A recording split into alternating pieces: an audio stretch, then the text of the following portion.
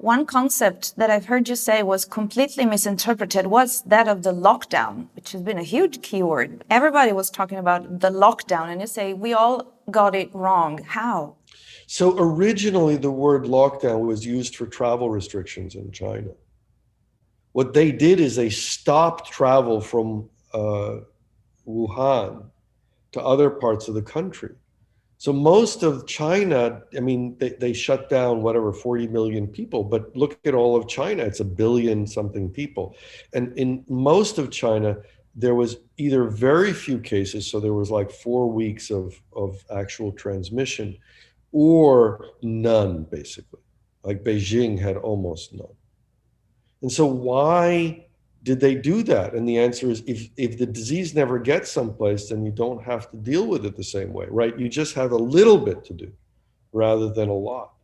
Whereas in much of the world, people just said, okay, we can't stop it, so we won't do this. So they did quote lockdowns where the cases went down because of restrictions on people interacting with each other.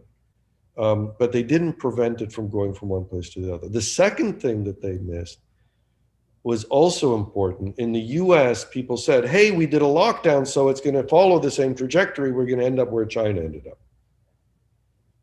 And that assumes that a lockdown has a lot of different pieces. It means a whole bunch of things. It means, quarantining people who are close contacts. It means, aggressively identifying cases. It means, making sure that essential services are super safe and all of these things. China did a whole bunch of things.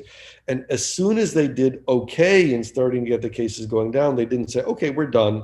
They said, okay, what do we have to do more in order to get cases to go down even faster, right? Because what they understood and what New Zealand understood and very few other places understood is that the faster you get rid of it, the better.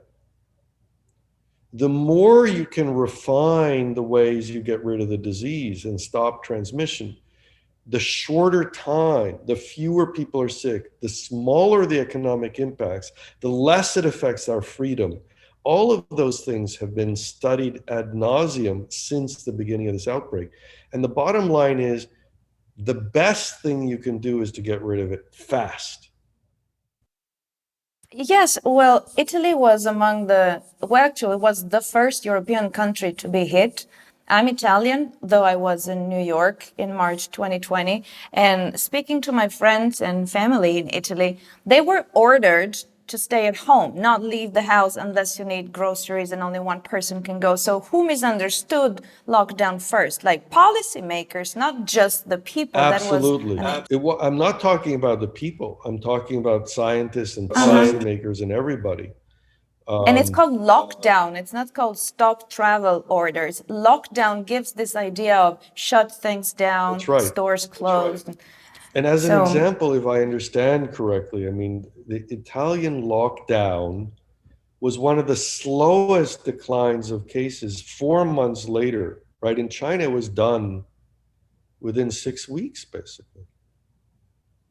And in Italy, it took 4 months, and then it still wasn't finished. Then the summer came, which helped.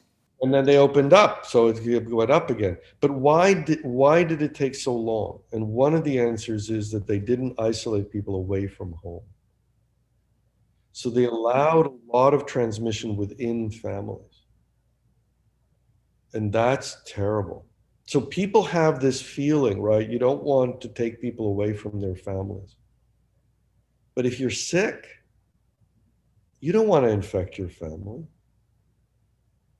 So what people should have done is taken people out of their families and stopped the transmission. I've never understood in the US and Europe, not everywhere in Europe, some places they got it right, but in many places they're like, oh, the doctor sees you, he sees you're sick. Okay, go home and isolate yourself at home, and infects your whole family. How can doctors send people home to infect their family? I've never understood that.